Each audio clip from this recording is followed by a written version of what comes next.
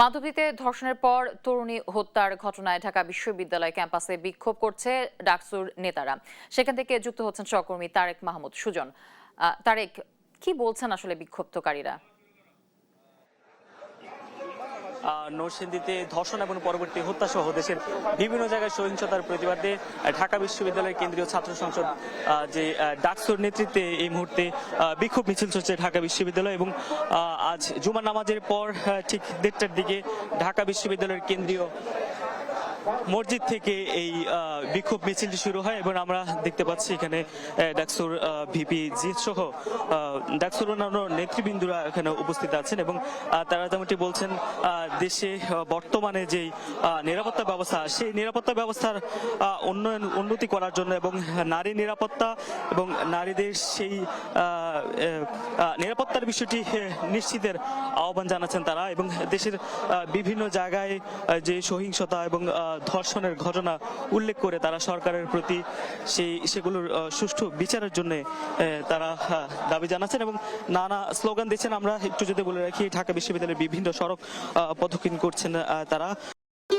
ভবিষ্যৎ হোক নিরাপদ, বিনিয়োগ হোক বিশ্বস্ত, আর আমার পছন্দ সল্ট বে।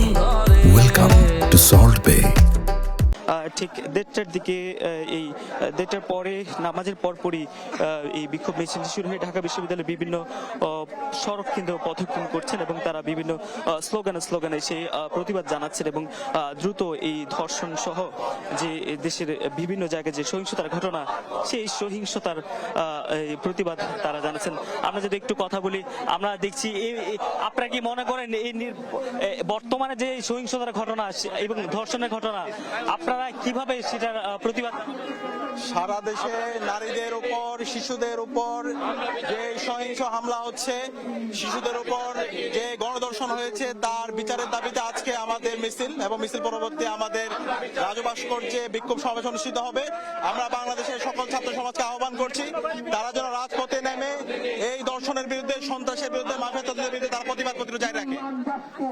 যেমনটি বলছেন, সারা দেশে শিশু, নারী সহ যে অন্যান্য যে সহিংসতার ঘটনা, সেই ঘটনার প্রতিবাদ জানিয়ে দ্রুত সেগুলো বিচারের দাবি জানিয়েছেন ডাকসুর নেতৃবৃন্দরা। আমরা সরাসরি কথা বলছিলাম ডাকসুর ভিপি সাদিক আমির সঙ্গে এবং এখনো মিছিলটি ঢাকা বিশ্ববিদ্যালয়ের বিভিন্ন যে সড়ক প্রদক্ষিণ করে অগ্রসর হচ্ছেন এবং স্লোগানে তারা সেই ধর্ষকদের ফাঁসি সহ অন্যান্য সহিংসতার বিচার দাবি করছেন।